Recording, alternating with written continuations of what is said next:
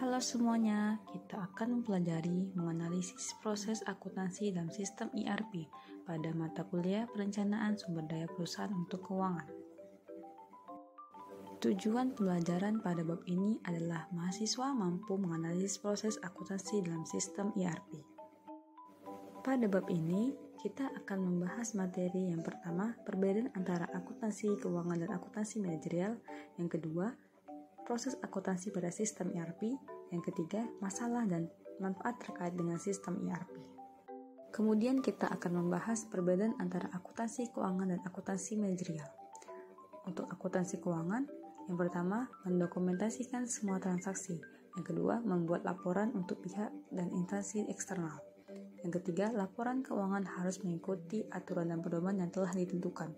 Sedangkan akuntansi manajerial menentukan biaya dan profitabilitas aktivitas perusahaan. Yang kedua, memberikan informasi yang digunakan manajer untuk mengendalikan aktivitas perusahaan sehari-hari.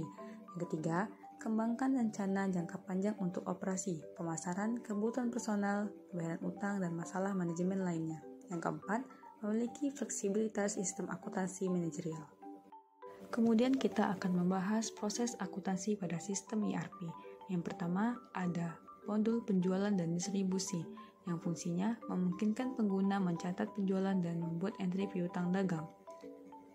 Yang kedua, ada manajemen material, mengontrol pembelian dan pencatatan perubahan inventory. Yang ketiga, ada akuntansi keuangan, mengelola akun piutang dan piutang dibuat dalam modul penjualan, distribusi, dan manajemen material. Yang keempat, ada pengendalian, melacak biaya yang terkait dengan produksi produk. Yang kelima, ada sumber daya manusia, mengelola perekrutan karyawan, kompensasi, pemutusan hubungan kerja, dan pesangon karyawan. Yang keenam, ada manajemen aset, mengelola pembelian aset tetap dan penyusutan yang terkait. Kemudian kita membahas masalah dan manfaat sistem ERP. Yang pertama, masalah ERP ada 3. Pencatatan yang tidak konsisten. Yang kedua, sistem penetapan biaya persediaan yang tidak akurat. Yang ketiga, perusahaan dengan anak perusahaan. Kemudian ada manfaat ERP. Aliran dokumen untuk layanan pelanggan, semua transaksi di semua area perusahaan diposkan dalam database terpusat. Yang kedua, alat pelaporan dan analisis manajemen bawaan mampu meminta catatan untuk menghasilkan laporan standar serta jawaban dan pertanyaan.